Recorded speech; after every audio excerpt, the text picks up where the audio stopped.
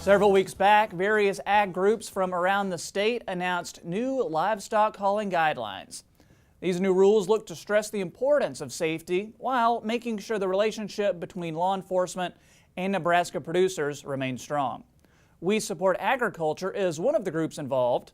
I was joined by Executive Director Kristen Hassebrook to talk about what WSA does and what these new guidelines will mean for Nebraska.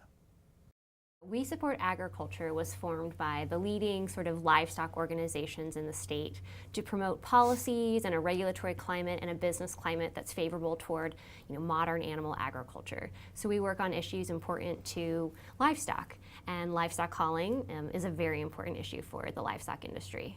The livestock hauling guidelines that you just mentioned, that's a big reason you're here today. Could you tell us the details on that and who else is part of this effort?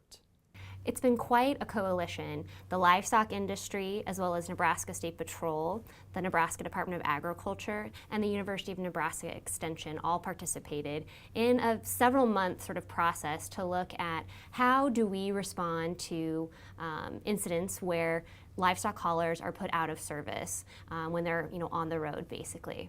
Kind of talk about why do you think these new guidelines are necessary? Maybe give us a high-level overview of what all we're looking at with these new guidelines. Well, it doesn't happen very often, but hauling livestock and poultry is very different than hauling widgets. When you have to stop a truck that has livestock or poultry on it, you're stopping a vehicle that has live animals, and that brings into play animal welfare issues and any other number of sort of animal issues as compared to a box of, a cardboard box of widgets that are in the back of a truck.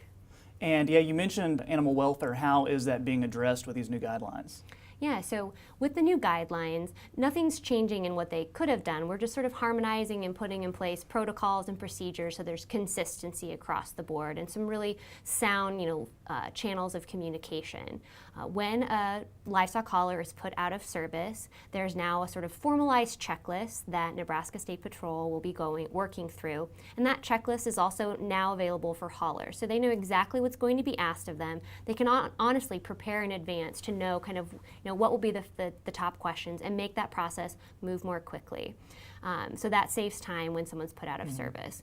Probably the biggest piece of the guidelines that will be favorable toward animal welfare is the fact that we're engaging with the regional state veterinarians and then coordinating a 30-minute escort window from where that hauler is stopped to a place where they can offload safely and quickly and have access to food and water.